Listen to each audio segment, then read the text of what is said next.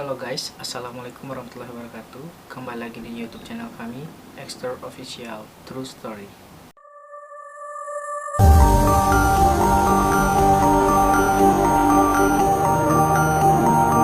Oke guys, jadi di episode kali ini tuh aku bakal ngelanjutin cerita yang kemarin diceritain oleh email. Nah, buat kalian yang belum tahu, videonya itu aku bakal tampilin buat kalian. Dan dia juga pernah bilang kalau teman bapaknya itu bilang di dalam tubuh dia itu ada sesuatu yang ngikutin dia bahkan sejak dia kecil.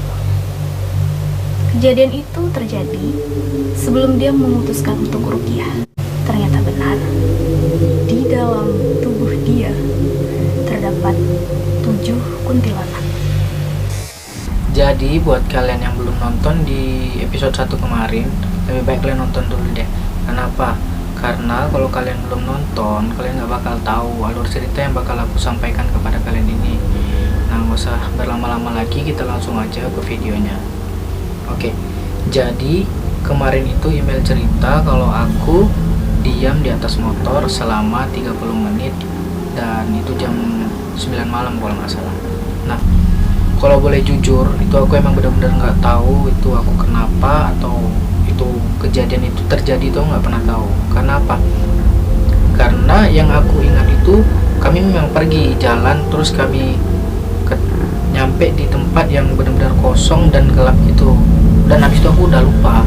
Dan aku sadarnya itu pas email nangis. Dia bilang, kamu kenapa sih kok diam? Aku panggilin, aku gelitikin itu nggak nyaut, kata dia gitu. Dia nangis. Baru aku bilang, aku nggak tahu lah. Aku bilang, aku nggak ingat sama sekali. Aku bilang. Nah, tapi kalau secara logika guys, kalau kalian pikir deh, bagaimana orang yang kerasukan atau kemasukan jin bisa bawa motor? Itu nggak mungkin banget sih menurutku, ya nggak sih? Karena kalau orang kerasukan itu ya pikirannya udah nggak ada lagi, yang nggak mungkin lah dia bisa tahu arah jalan atau apa gitu. Tapi di situ aku juga nggak tahu aku kenapa. Aku pun bingung kenapa, sampai sekarang aku juga belum tahu aku tuh kenapa. Nah, jadi ya udahlah, jadi kami lupakan aja itu. Dan kemarin email juga cerita kalau di tubuhku tuh ada 7 kuntilanak. Itu sebelum aku memutuskan untuk ruqyah. Dan setelah aku ruqyah, itu semua udah dibuang, udah nggak ada lagi dalam tubuh aku. Awal mula ceritanya itu kenapa bisa di dalam tubuh aku tuh gini. Jadi waktu itu aku pulang dari rumah nenekku ke rumahku nggak jauh dari rumah nenekku. Dan di perjalanan itu ada tempat yang sepi dan gelap, dan ada satu buah pos security. Di situ udah nggak ada lagi yang jaga gitu. Di situ tuh ada pohon kering yang mungkin banyak lah penghuninya gitu ya. Pas aku jalan itu ada suara, awalnya suara. Pas aku noleh gitu kan, aku kan takut kan, aku penakut, aku noleh ke kiri gitu. Pas aku noleh, ternyata di situ tuh ada kuntilanaknya.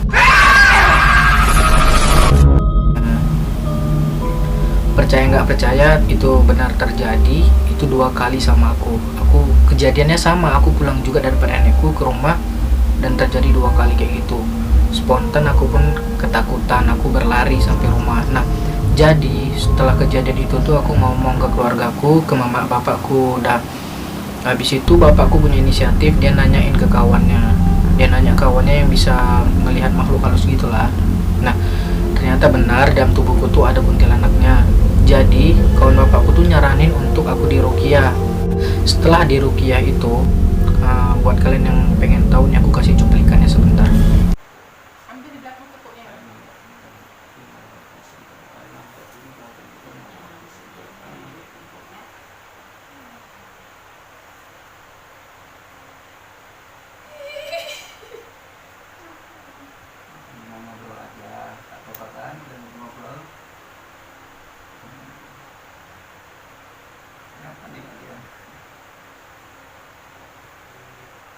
Udah lama di dalam jasad itu. Udah lama. Kenapa suka dengan jasad?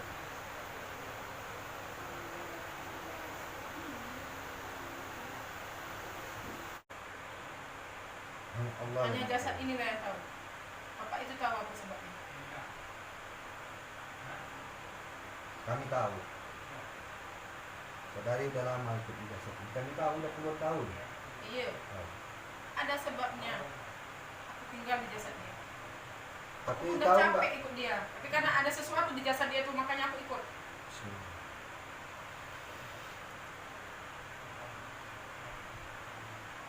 Itu aku yang punya. Allah. Jangan aku apa-apakan dia. Banyak cerita.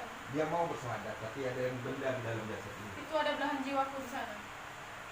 Suamiku di jasadnya. Sekarang gini, kau punya agama tidak? Tidak punya agama. Mudahan nanti kau punya agama. Semua kalian yang ada di tubuh itu mudahan kalian dapat hidayah.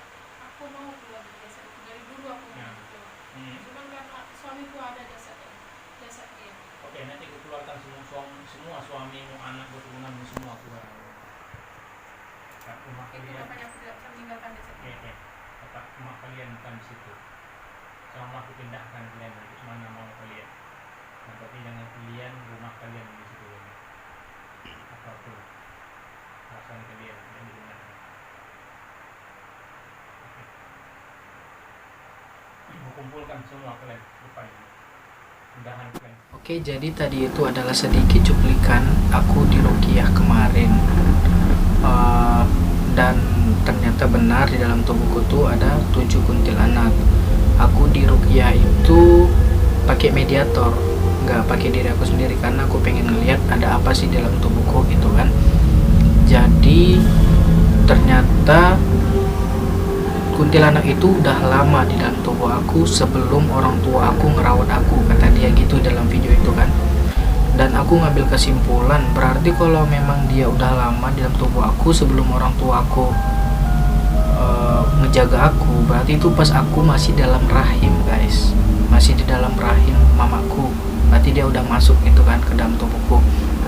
Dan ceritanya kenapa dia bisa di dalam tubuh aku itu karena dia mencari suaminya, dia mencari suaminya yang dibuang oleh dukun atau apalah gitu, aku nggak tahu dibuang sama dukun itu pakai ilmu aku nggak ngerti juga.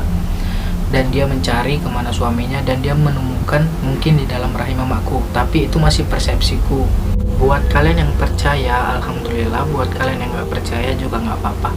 Nah, buat kalian yang punya cerita horor atau cerita pengalaman yang wah gitu, yang serem-serem itu, boleh langsung DM aja ke IG kami di kolom deskripsi, dan kalian juga boleh komen kalau mau. Oke, cukup sekian video dari kami. Terus support kami dengan cara like, comment, and subscribe, dan jangan lupa di share ke teman-teman kalian semua agar kami tetap semangat ngupload videonya. Oke, cukup sekian. Assalamualaikum warahmatullahi wabarakatuh.